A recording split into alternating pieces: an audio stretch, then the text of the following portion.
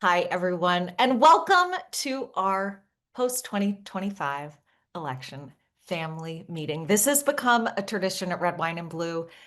Thank you for being here. My name is Katie Paris. I'm the founder of Red Wine and Blue. And I just want to say, as we wrap up these 2025 elections, thank you. Not just for all the work you've done over the last few weeks, but for everything you've done over the last year to make this community so strong, to make it be a community I'm so proud to be a part of.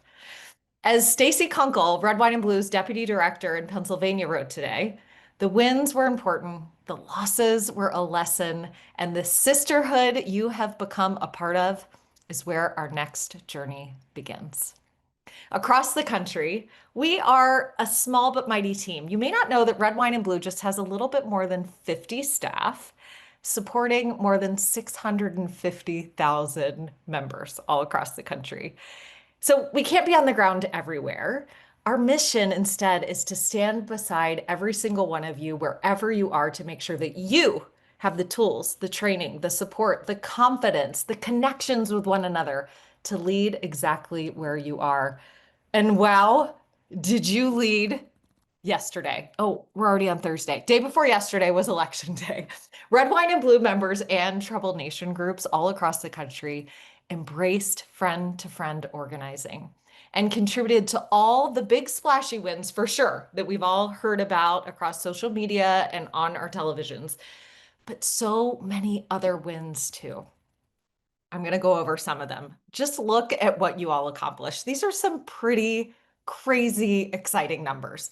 So in Pennsylvania, Red Wine and Blue won 100% of our 7 targeted statewide judicial races, a clean sweep of not just the 3 state Supreme Court retentions that you probably heard about, but also 4 Commonwealth and Superior Court retentions and elections. These are consequential in terms of Pennsylvania's key role in our country in terms of election integrity, reproductive freedom, and protecting public education. Okay, next. Red, White, and Blue won 81% of our Virginia House of Delegate races, just busting all expectations. These were all in ultra competitive purple and red suburban districts. We only target the hard ones. We can do hard things. And what is the result is a historic number of women who will join the General Assembly in January in Virginia. And this includes 10 of the 13 candidates who flipped seats. Those are women. And 5 of those 10 are Red, Wine, and Blue members. Red, Wine, and Blue won 72% of our school board races we targeted in Pennsylvania, Virginia, and Ohio. That's 72% of 239 school board races. Again, we only play in the really hard ones. These were competitive districts where extremist candidates were on the ballot this year or very recently. Many tried to hide by ducking the Moms for Liberty endorsement this time around, but we didn't let them hide. We made sure people knew exactly what was on the ballot and what we needed to protect our kids from. Among the 32 races for school board where Red, White, and Blue members ran, we won 78% of those races. Okay, meanwhile, among municipal races in places like North Carolina and Michigan, we won 73% of these targeted races, building a bench of diverse suburban women leaders in areas that are going to be very critical in 2026. Likewise, we even targeted school bonds, millages, and levies in Michigan. These were all in competitive districts. Again, all about building that bench, building power in these critical places for 2026. We faced real headwinds due to rising costs and affordability issues that are so real all across the country. And yet, still, we won 78% of those local school funding fights. We've been saying it since the beginning of this year. We declared our mantra, when they go low, we go local. And some people might have thought, well, I don't know, the threats are coming from Trump and the federal government. What does local have to do with any of it? Not only did it mean that we got the school board candidates, the municipal elections and leaders elected that we needed to win to protect our communities, and the state legislators, like in places like Virginia, we also got these statewide wins because when you work locally, all those votes add up to make these wins that drive the headlines because you drive turnout everywhere. And what does all that add up to? A total and complete repudiation of Trump and what is happening out of DC. This is such a powerful message for 2026. Common sense and human decency are still our values, and extremists cannot take any of this from us without a fight. That is what you all showed. And every single politician on the ballot in 2026 is on notice. You all are a force. So tonight, we want you all to hear directly from the people who were involved in those races. I know that you all were. And we're going to be featuring voices from across the country tonight of women who ran, women who organized, so you can understand the true impact of all of your organizing in these local communities. Before we do that, this is important.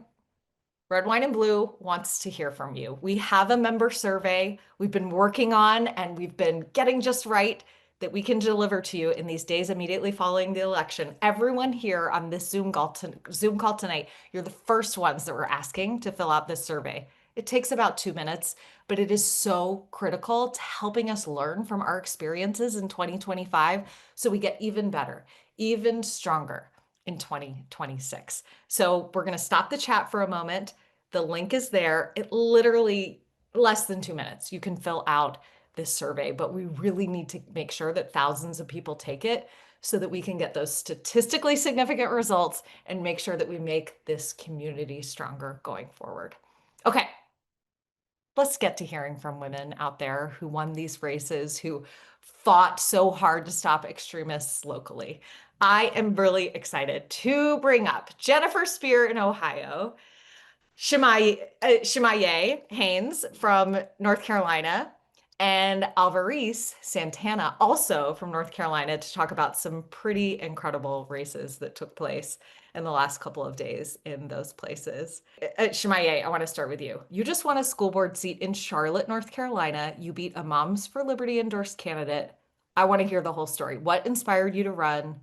What did you learn from this race? So the truth is, I've actually been an active constituent for about 10 years in education. And over those 10 years, our political climate has changed dramatically. It almost always goes without saying that education is a nonpartisan issue. Things that happen with children happen to everybody and families. And so what drove me to run is the sheer threat of public education being annihilated by these fools. Things that we didn't even think were possible in people's minds are in people's minds these days. And quite honestly, I represent a district of mostly Black people, poor and marginalized people. And I didn't want MAGA to take hold of our community and to start discriminating and to start banning books and banning Black history. Yeah. I was outraged that we had a MAGA Republican trying to take root in our community. And I can tell you, Red, Wine, and Blue and supporters, you stood behind me to say you're a common sense candidate without an endorsement, but to just say you are a common sense candidate. I whipped the tail parts off this guy, okay? 74.57% of the vote I received.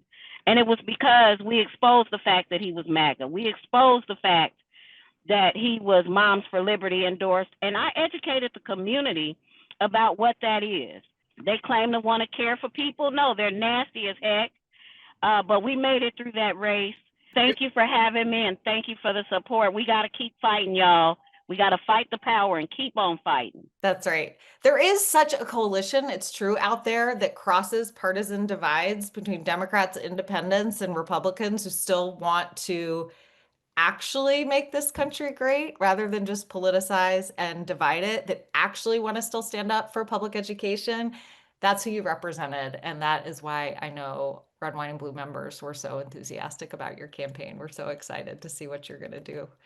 Okay, Jennifer Spear, you live not too far from me in Northeast Ohio. And oh, sister, I know that you have been fighting so hard in some of these um, school districts that have been historically quite conservative. There have been some suburban shifts recently, but there has been quite a Moms for Liberty contention that has happened in some of these areas.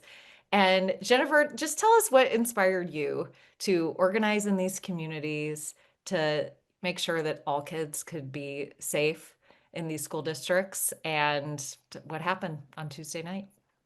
Well, thank you, Katie. Thanks for having me here. Um, I've always been interested in politics. I've always been a part of it from a volunteer aspect. And you know that I head up a nonprofit here in Brecksville. It's BBH Pride. We're an advocacy group for LGBTQ community, and we're a nonprofit here. And we came up against Moms for Liberty this summer. And so that was the first really the foray into knowing that they are right here in our community. Like I said, I've always been interested in this. This is my second school board election period where I had a client, a candidate, and also a good friend. And this is the second time I'm very proud to say that we have kept extremists off our school board. So second election cycle that we've been able to do that. Um, we had two seats up, four candidates running in Brecksville, Broadview Heights. It was an incredibly tight race, a little bit of a bittersweet victory for us because my client did not win. However, we did manage to keep the extremists off the school board again, and that was paramount to this race and to our community. We're in a little bubble. I'm happy to say I think it's trending purple. I think we're going to get there. Awareness is huge. Getting that Huge. word out is so important. But what was surprising for us is all the people that have no idea what Moms for Liberty is, what they stand for, and what they're capable of doing if they do get on a school board. We know that chaos can really ensue. So being able to get out there and educate people and talk about that without it becoming a real divisive conversation is tough, as you know. Um, so I will say that the resources we had through Red, Wine, and Blue, of course, you were so helpful, endorsing my candidate and warning about Noel. Gosh, we had Rachel Coyne and her troublesome Ohio candidates, and that spreadsheet was an amazing resource. So we used that. We had Ohioans Against Extremism. Gosh, there were so many. And of course, Trouble Nation. Robin Forney was a wonderful cheerleader for us. We won here and in North Royalton, and that's an incredibly conservative community, beat out the extremist candidates there. I also had clients in Revere, wonderful people, Jennifer Burke and Jeff Bowler. She's conservative. She talks about her faith, and he's a progressive. They formed an amazing partnership because their primary goal was to keep LifeWise out of the schools and make sure that all kids were safe and all kids received, fair access to education. So they shared that. Their message was consistent. They were able to get those extremists out of that community as well. So right around here, it's really amazing the shift that we're seeing. But being able to educate people, get in front of them, have a reasonable conversation in, maybe just 10 seconds. The Yeah. candidate here didn't even have children in our school district. She Yep. accepted voucher money, which, as we know, vouchers hurt public education.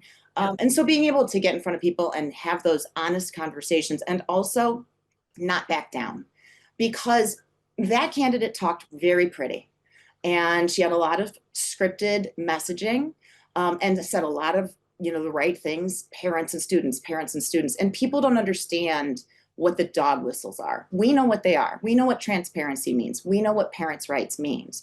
We know what she's actually saying. But a lot of people don't, and it sounds pretty. So Yeah. having to dispel that and keep that story in the forefront, it can be tough in a community like this, but we did it. And, peer-to-peer campaigning, text messaging, like-minded Facebook groups. I can't say enough about that. Yeah, and in Revere, Revere Citizens Against LifeWise, they had a petition with over 2,000 signatures against LifeWise. That's a tiny conservative community.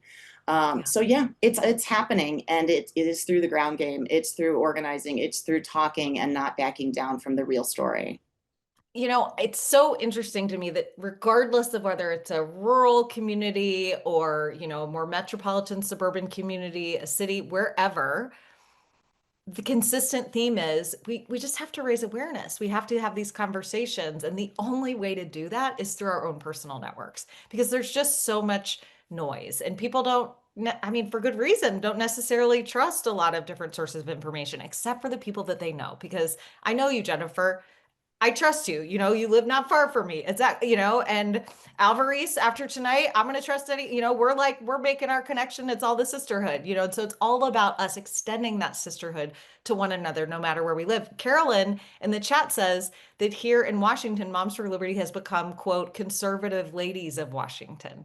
They recognize how toxic these brands are. And so now, like I was saying at the top of when we first got on, is that they have recognized, oh, in certain places, I don't want to identify with that endorsement. I'm going to duck that, even though I'm still aligned with that agenda. And so it's really just us getting together, making sure everyone's got good information.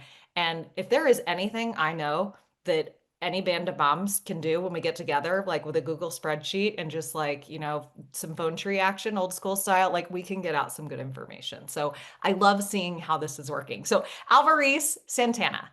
I want to hear from you. I want to hear your story in North Carolina. You just won a seat for council in the city of Concord, and you were the youngest person ever elected and the first Latina. You came in first out of four and defeated an extremist candidate. So tell us what motivated you to run, and what do you think your win means for your community? One of the first things that I told everyone was this is historic. I am the only one with school-age children to ever win this seat. I am 33 years old and am the youngest, although I don't feel young at 33, You're but young, also girl. You were young. Let me tell you. Moms, but come on. also the first Hispanic of any Hispanic descent, Afro-Latina, like this is historic for an area. District 4 specifically in Concord, North Carolina is considered to be the new Concord. All of our developments are under 10 years old, so everyone in this area comes from somewhere else. We barely have any natives here. And I think just being in different areas where you have diversity, and I mean diversity from so many different aspects. People knew that they did not want to have someone that had extremely, and I call them wild ideas and a wild vision for what our city can be, the possibilities, the opportunities. It was a very tight race. There was even one candidate that had ran twice before, and everyone had projected for him to win this election. But I mean, I came with 42% out of four candidates, and That's amazing. that's a pretty big deal. And I'm just excited, I will say, for mainly women and moms. Moms were probably the most supportive because whatever it was, we had that in common, wanting to be great moms, great parents. And I know some moms, at least from the school that my kids go to, they had a list and they had a list where they would put like three little lines under you, and it was different colored lines, and red, wine, and blue was the blue line. So if you have three lines, like you're the candidate based on endorsements and also whom you're affiliated with. I didn't even know the list existed till this Tuesday when we were out at the polls and someone said, I already know I'm voting for you. And I'm like, oh my goodness, how? And they're like, look at my list. And red, wine, and blue was one of them. And then we had the Black Political Caucus and other groups. But it shows that communities are demanding change. They're demanding representation. They're demanding something different. I would say I am just a girl from the Bronx. That's what I say. But living in the South for 10 years and building up this amazing community, I realized that there's so many different things that this area has been deprived of that they haven't seen before. I'm a fashionista. That is not normal here. And just bringing so many different things that people once didn't have, it means a lot to others. On my campaign, I had college students. Those were the ones that really worked there. In our city, the highest voter turnout is usually elders. But to get the younger population involved, I mean, it's almost like breaking every single barrier that was once here. And it just shows an opportunity, I say, to others. I've done a lot of work and I credit my community and the people that worked with me, but now I just am leaving a ladder behind for anyone else Yes, that you are. wants to come behind me. So that's a little bit of my story. I love your story. So, like, this is the playbook. This is, like DC consultants, you talk about like here's how to run a campaign. No, this is how to run a campaign. Mom to mom, connecting with people through this shared experience. I don't even know this red wine and blue line underneath the can. I mean, but I'm sure it makes sense. A bunch of moms got together and decided that this is how we're going to make sure everybody knows this is Alvarez and you vote for her. Like this is so powerful. This is friend to friend organizing. So, Alvarez, I have a feeling there are going to be a lot of people reaching out to you to learn more about exactly how you did this. And thank you for running. Thank you for sharing your story. And I just can't wait to see so many women follow in your footsteps. Tell them to reach out. Just so everyone knows, I ran my own campaign. So yes, I did not hire anyone. I knew we needed to get really down to the communities, to people that were interested in a change. So if you have any questions, please feel free to reach out. I'll type my email in the chat and reach out whenever you'd like. We're a family now. Yes, we are. It's the family meeting. Thank you, Alvarez. You're amazing. Um, this is why I love the family meeting. Alvarez is so amazing. Okay, and now I'm really excited to bring Sherry on. So Sherry runs Red Wine and Blues organizing program in Pennsylvania. And this woman knows what's happening in every school board district of the state, every school district of the state. I said, well, Sherry, I'm just telling you, okay? Like the degree of all the nuances of what's happening here and there and what happened 2 years ago and 4 years ago in the history, it's so exciting to get to pick your brain and hear about all the exciting ones that happened because it was just so huge in Pennsylvania, the state that so many people have their eye on and are wondering what happened last year, what's going to happen next year, and beyond and beyond. So all eyes are on Pennsylvania, especially these suburban counties everybody's always talking about outside of Philadelphia and also outside of Pittsburgh. So let's get into it. We've been hearing some things about Bucks County. Bucks County, who's heard of that out there? Tell me in the chat. Do you always hear on TV everybody talking about Bucks County when it comes to presidential elections? That's yes, they're all saying in the chat. So that is a county outside of Philadelphia, and it's one of the counties that Sherry's team works in all year round, not just around elections. Tell us what happened in Bucks and some of these collar counties, Sherry. It was history setting in Pennsylvania on Tuesday night. Across the Commonwealth, we had record turnout in a lot of counties, really high in other areas, which does not normally happen in an odd year election here. In Bucks County, in 2023, I was the organizer there. It took a lot of work with the people on the ground there, but we took back Central Bucks and Penn Ridge school districts from Moms for Liberty who had come into office in 2021. They didn't stop working. We didn't stop working in Bucks County. And this year, Central Bucks picked up the remaining 4 seats. So now their entire board is 9 anti-extremist Democrats. Penn Ridge next to them just picked up 3 out of 4. So they are now 8-1 in Penn Ridge. It spread like wildfire, even down in lower Bucks County. Ben Salem just took back a school board and other different things. And it carried on. Pennsylvania, as you probably know, also had some serious elections on judges this year. For the first time ever, it's normally a sleepy election of retaining our judges from the Supreme Court. But instead, they decided Jeffrey Yass, the 40th richest man in America, the richest in Pennsylvania, decided he would try to buy our Supreme Court.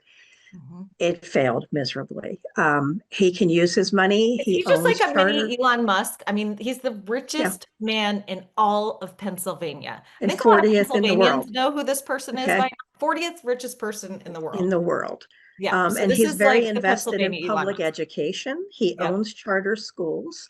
A year ago, he was interviewed in Philadelphia Magazine, where the reporter said, "It sounds like what you're doing would possibly end public education. And his response on record is, would that be a bad thing?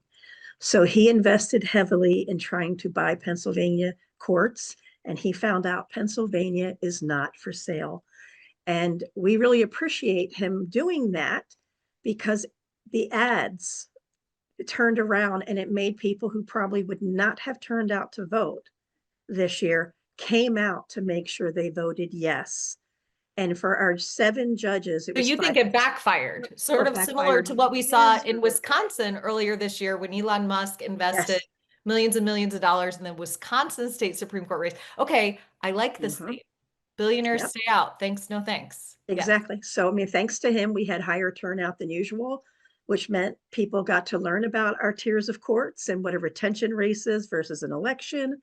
They showed up, and then when they were there, they had become educated on what's happening in their school board, what's happening at their local municipal races. And we saw victories in Bucks County. Centennial just took control of their board after getting extremists there. Western Pennsylvania, Pine Ridge flipped the whole board after being the extremist and making the news. Plum, Moon picked up seats. In addition to the courts, we had amazing county results. Bucks County elected all their row offices on Tuesday are now Democrats. Their 4 local judges, they elected 4 women in Bucks County. They ousted the attorney general and replaced them with a Democrat, but most of all, their sheriff, who signed a contract with ICE to act as an extension of ICE in Bucks County, was defeated by a 33-year-old man, a Democrat. He's gone. Erie County, all the way up at the opposite side of Philadelphia here. The county executive is now Christine Vogel, and she won by 25%, ousting the Republican there. They also took the mayor race and the judge. Luzerne County took their county council back, and there were 5 seats open. They won 4 of them and now control that council 8-3. Northampton, the Democrats won county controller, took Court of Common Pleas. Dauphin, for the first time in 30 years, has a Democrat in the Court of Common Pleas. Cumberland took the Court of Common Pleas. Way out in Franklin County, all 4 of the GOP incumbents on their borough council and chamber lost. And one of them lost only by 4 votes, which means showing up makes a huge difference. Wow. Tiny little Clearfield County just ousted and elected a new judge, a Democrat, by 178. Chester County, Downingtown, we just elected the first openly transsexual woman as mayor. Johnstown just elected a Black woman as mayor. And what we found is there's some little counties that, they never put a Democrat on there. And there's a little county here in Delaware County, a little town rather in Delaware County. We're one of the bluest counties in Pennsylvania, but they never ran Democrats because they were in a Republican stronghold, not MAGA. And so they're like, we're not going to invest the money in running. And this year, a gentleman stepped up and said, I want to run for township council. He lost by only 40 votes. And so now the Dem group there said, it's time for us to start getting people on that ballot from now on. It turns out if we're on the ballot, we're in play. And that's what we've got to do. When you see some of these close races, it's mind blowing. And it's not just people complain about why are there no Democrats on the ballot on school board races. There's often ballots where there's only Dems on there too. Our democracy's healthier when we've got people to choose from. Step up, run for something, get support of your local community, get your name on the ballot.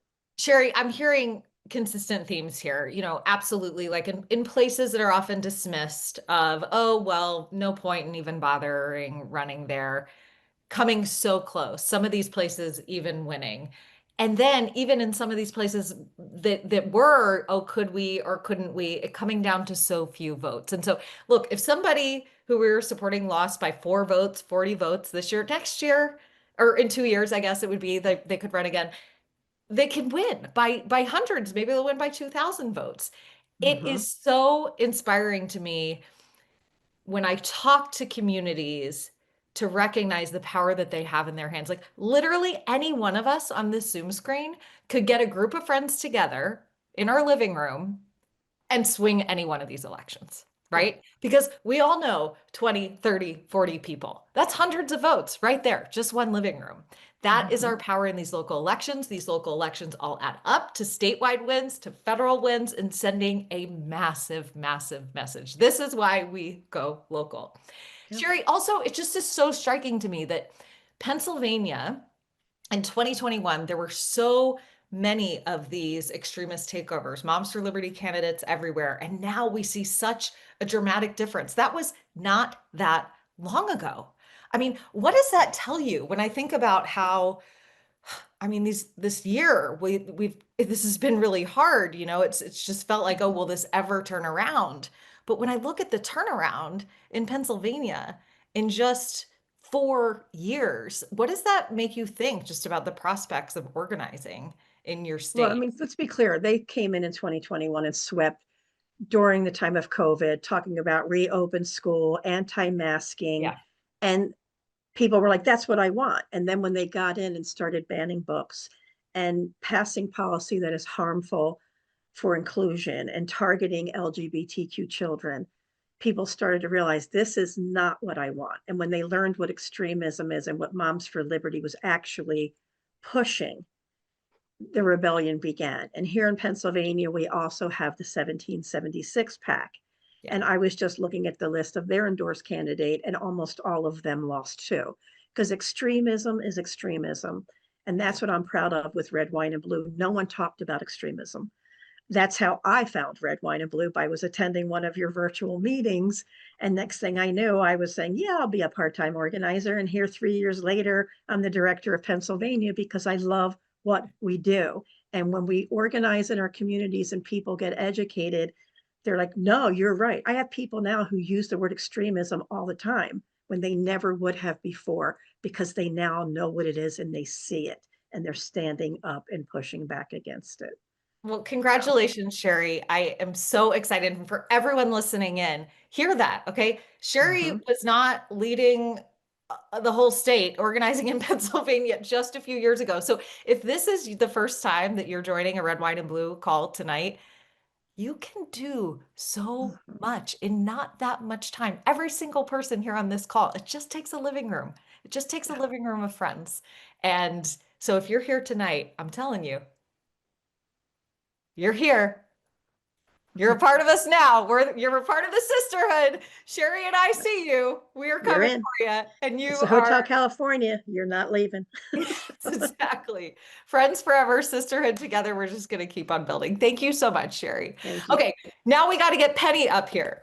Penny, who leads Red, White, and Blue's work in Virginia. Was it a great night in Virginia? I think everybody knows about Abigail Spanberger's massive win. But Penny, tell us what the Virginia team and Virginia troublemakers and these trouble nation groups all over the state have been doing, not just election time, but all year leading up to election. How did you get did you see this coming? How did this happen? First of all, I have to say, as sad as I was this time last year, that's how excited I am this time this year. Yes. Yes. And I want to say, I didn't see it all coming. We were hoping, we've been working hard, and it takes everybody. Several months back, in Virginia, you called, we said all hands on deck. And when we said all hands on deck, that was Red, Wine, and Blue Comms and Media, Red, Wine, and Blue Data Team, Red, Wine, and Blue Engagement, Leadership, and then the Virginia team on the ground, our deputy director. I even went and started organizing in the Tidewater area. We had the four organizers, and I am so impressed with our Trouble Nation teams and members on the ground this year. It took everybody along with our partnerships. And the main thing is that we kept our eye on the ball. We kept watching what was happening. We had a strategy. We would adjust as needed. And we kept our eye on the prize. And as you said, Katie, when they go low, we go local. I mean, it's And I think, pretty incredible that I think people know about the statewide wins in Virginia, but nobody thought possible that we would be able to flip those 13 state legislative in Virginia. It's the General Assembly seats.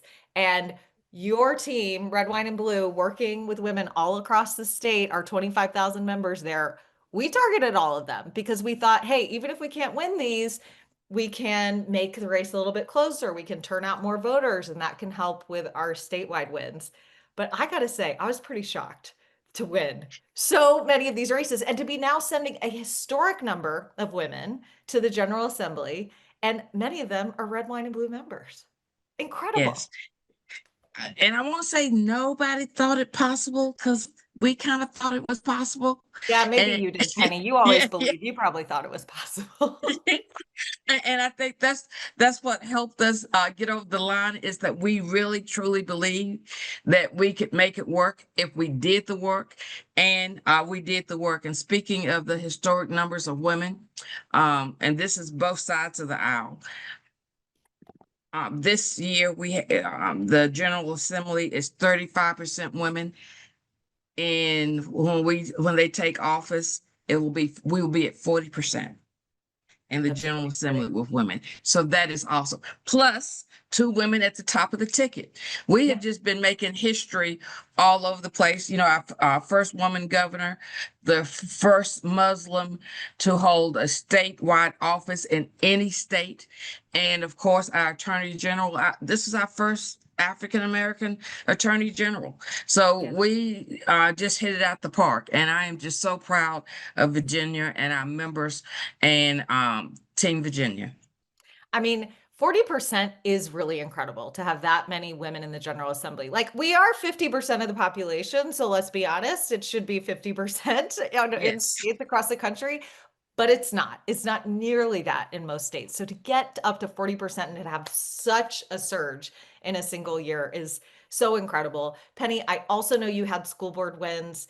Loudoun County in Northern Virginia was ground zero for culture wars and attacks on trans kids in 2021. Again, just 4 years ago. Glenn Youngkin, the Republican governor, sweeping those suburbs. And now to not just have those extremists not win, but to have candidates win who said, I'm not doing that garbage. I'm actually standing up for the safety of all children in our schools, including trans children, including all children. That guy doing that in Loudoun County, he won his school board seat. And we saw the same thing happening in red counties all the way down to your part of the state in Southern Virginia and Southwest Virginia in Roanoke. It is just an incredible sweep that, again, like you said, when they go low, we go local. It seems to Yes. work. Let's stick So to it. so so this year for our school board races, we were able to hold 5 seats that we were focused on. We flipped 9, and working with other partners, we these are specific seats that we flipped, but we actually flipped 3 school boards to a majority with regard to common sense candidates. So that was awesome. That's amazing. Congratulations, Penny. I could talk about Virginia all night, but we need to get to more winning. I want to bring on Kimberly Owens in North Carolina and also Robin Underwood in Pennsylvania. Kimberly, hi. You came to, this is what I understand. This is what I hear. You came to a Red, Wine, and Blue listening session, met up with our organizer, Lori. You told her that you were inspired to go local, and you ended up running for city council and you just won your seat. I have to hear. Tell us about your decision to run and why going local was the right choice. Well, hey guys, so it's really a delight to be here with everybody. The story goes back a little bit further. So I've been an attorney for 30 years, and my last 20 years were spent at a financial services company. I was general counsel of a division, and because of my position, we had so many restrictions on political activity. And so during the first Trump administration, I had to endure it, and I could only write, small checks like $150, and you had to get pre-approval, and just the pay-to-play rules were really restrictive. And as Trump started to rise again, my kids were nearing the end of college. And I thought, well, you know what? Maybe I don't really need these kind of restrictions on my behavior anymore. And so I left my job. And so I worked for a year on any campaign that would have me. So I worked on the campaigns of people who I felt strongly about. So Governor Stein, who we have here in North Carolina, was facing just a horrific candidate, and I just did not want that to happen. We had our superintendent of education was facing a horrific candidate that we did not need to have supported. And so I worked on all those. We had some wins, we had some losses. And the only thing I hadn't done was run myself. And so I did go to this red, white, and blue meeting, and I was like, go local. What gets more local than city council? Now the city council seat that I was facing has not been held by a Democrat. It's a very wealthy area of Charlotte and has historically, as I said, been represented by Republicans, and by Republicans who really only focus on a very small part of the district. The district is, about 125, 130,000 people in these districts because Charlotte's a big town. Right. And I left no stone unturned in terms of the meetings I would go to, the people I would talk to, the endorsements I sought. I did get the endorsement of the Black Political Caucus, even though this is a majority white district. It was important to me, and so I did it. I did get the endorsement of the unions. It was important to me, so I did it. All of those things, those moments of why not try, why not introduce myself, I didn't take anyone for granted. I didn't expect anything, and I met everyone with respect. And it mattered. My opponent, her husband had held the seat, and then he had been pulled up into the Trump administration. So she threw her hat into the ring for the seat with an expectation and really an entitlement that the seat should be hers. And it was hard because it was very difficult to get her to attend anything. She just ran on name and a lot of money, and I had neither known name, and I struggled to raise money. It was really, it's a hard time. And at the end of the day, I always say that fear is contagious, and that's what she ran on. She ran on calling for the National Guard into Charlotte after we had some high profile murders. She ran on this fear that one party rule was just going to destroy Charlotte. And I ran on joy, and joy is contagious too.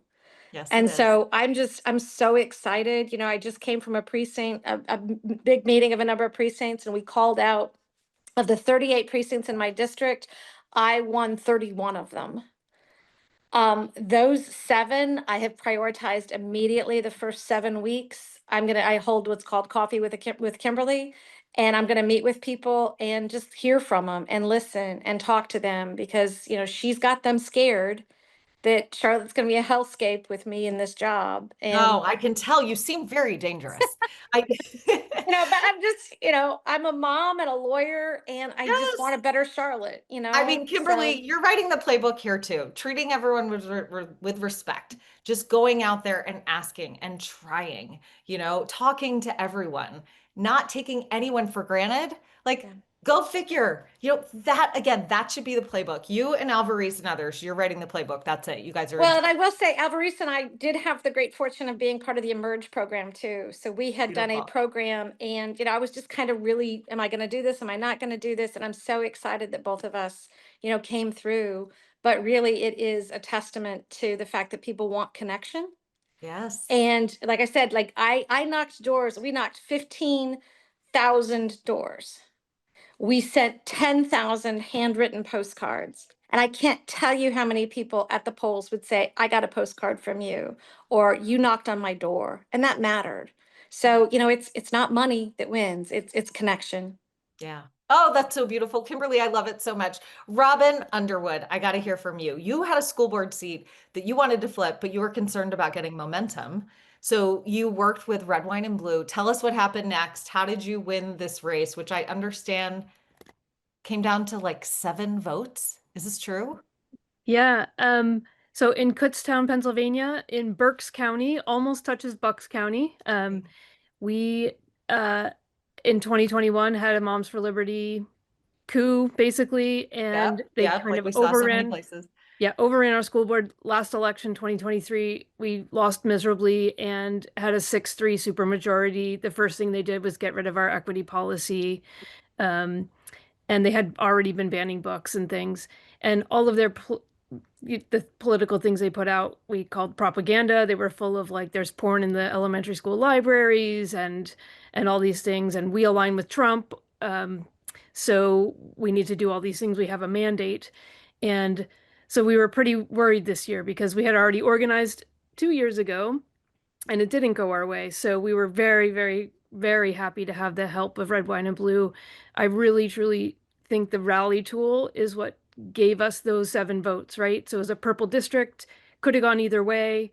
And it was that personal connection, the reaching out to people that you know and making sure that they voted. I mean, 7 votes. That's insane. Can I just go back to my whole, any one of us can get friends together in a living room and swing a whole election. For anyone here who doesn't know what Robin is talking about with Rally, I don't know if I've plugged it yet, but Red, Wine, and Blue launched an app late this summer. If you go to the App Store, just put in Red, Wine, and Blue, you got to download it, and then you got to join us on our Rally Together campaign. That is what Robin and her friends use to turn out voters exactly where they live. And you all can do it too. We need you on the app because we are not going to stay in just these algorithm-driven, tech bro-owned spaces. We're going to be in this place that we own together. So get on the Red, Wine, and Blue app. There's already 28,000 of us having conversations every day and organizing exactly like Robin did. So Robin, thanks for telling everyone the power of this. We need everyone there. Okay, and I could talk to you for so much longer, but I'm behind. There's so much winning. We have to get to the more winning. All right, so Marie and Lisa, please, come on. Marie Henselder Kimmel, you are in New Jersey. Oh my gosh, did New Jersey blow my mind? I can't believe how much it surpassed expectations. And then we also have Lisa Clipfall here in California to talk about getting involved with Prop 50. So both of you all have Trouble Nation groups in New Jersey and California. Marie, I heard that you have a mantra, step outside of your comfort zone, woman after my own heart. How did you do that with your Troubled Nation group in New Jersey to support the now New Jersey governor, Mikey Sherrill, and other races? How does your group feel about these results? Well, we're all ecstatic. Yeah. I want to give a little background. I've done other citizen organizing advocacy work actually to get money out of politics. So it really wasn't electoral work. But my small group, we're only about 24, we decided with the assaults on democracy this year, we had to get involved with electoral work and with local organizing to, to fight off the authoritarian slide. So we joined Red, Wine, and Blue. And the story behind the step out of your comfort zone is that back with the other group, American Promise is the name, national nonpartisan group. They had a citizen advocacy mentor for us back 8 years ago, and his name is Sam Daly Harris, and he has a great book. And anyway, the long story is that he would say, as people learn skills or were reticent to learn skills, he said, well, you've got to step outside of your comfort zone because that's where the magic happens. And that is 100% true. So the way I use that is we hadn't done electoral work. I've done some parts of it with other volunteering. So I started people out saying, hey, there are these get out the vote postcards. Let's do postcards. There are only 25 of us. We set out for 1,000 postcards. We went through those. Everybody wanted more postcards. We did 2,000 postcards. And then they wanted to do something else. So I tried to talk people into going canvassing door to door. And they were a little like, oh, I don't really feel comfortable doing that. So I said, okay, how about phone banking? Oh, I don't really feel comfortable doing that. But it came to, we send out our vote by mail ballots. They're just basically, elective. They send them out 45 days ahead. So the counties start calling to chase the vote by mail ballots to get them back in as early vote banking by 4 weeks out. So I said, how about if we do vote by mail chase? We'll go, as a group. Let's go as a group. And you're calling friendly people. They're not going to jump on you. They're Dems and they have a vote by mail ballot. Got a bunch of them to come with me to do that. And then I said, okay, I hadn't been on Rally before, so I kind of checked it out. And I said, guys, it's so much more powerful if we really do reach out to our friends. Why don't we do this? Come on, I'll get you involved. And I had a little setback. I was going to do a training for them myself, but I got them to join on. And then quite a few of them joined the webinar last week with Heather Cox Richardson. And said, wow, I can find out if they voted. And, we have off-year elections. We have an election every single year like Virginia does. And normally in our off-year elections, like the last governor's race, we only had 40% turnout. So we knew it was going to be a turnout issue in New Jersey. So I said to them, come on, this is what we can say, say, I'm really worried about this election, and we only had 4 out of 10 voters 4 years ago. If you usually vote in the national and the federal, come on, vote with me, remind them. And the Rally app was set up beautifully. I'm not sure how many other people, maybe Virginia had the access to the voter information and the dates for early voting, and all that information Yep. was right in the Rally app. It Right. was wonderful and so easy to use. I myself know that I have 5 voters who either are very infrequent voters, period, or never vote in the state elections, who I got to go and vote.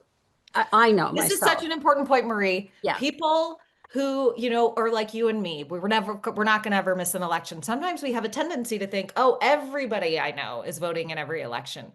Unfortunately, it's just not true. In these odd year elections, people get busy, things happen, they just can forget. And what the rally tool does is that it means we don't have to assume anything. We can And you just get the feedback with the early voting. They yeah. went and they voted. Oh my gosh, you had effect. And Woo! it's so satisfying. I know. So Well I done.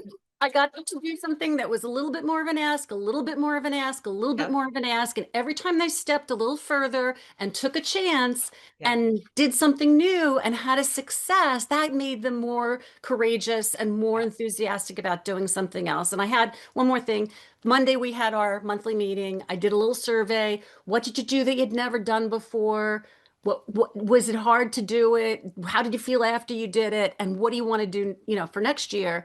Everybody was so happy they tried what they tried, and basically all of them said, we want to do more relational organizing. We want to use Rally more extensively. We want to use it if we can use it through the Oh, course amazing. of the year. So I'm a All right, Marie, you're Rally writing the fan. playbook too. You're recruited. You're writing the playbook too. I love it so much. All right, Lisa, we are running out of time here, but I have to hear from you too. And then we're going to bring on our 2 last people. We got to hear from our winners in New York City and what is happening next. But I have to hear from you, Lisa.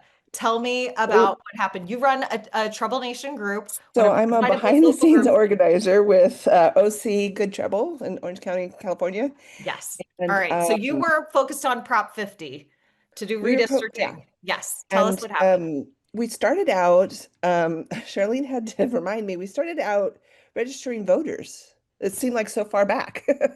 And so I would say one of the things is to not be shy in coordinating with other agencies. So all these other agencies had these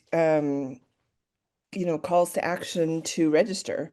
So we didn't have to like schedule it. We could just pop on and go for it. For 50, I live in a very red city. Mhm. And so I saw no signs all over the place. It's just Mhm. like your heart wrenches when you see that. People forget there are red cities in California, actually lots of them. Yeah. And so we did postcards. We got together and handed out postcards. Um, Charlene, our co-organizer, she actually put groups of 10 postcards together with the addresses. And as she met people, she would hand them out. I think we did, I don't know, maybe over 1,000 postcards.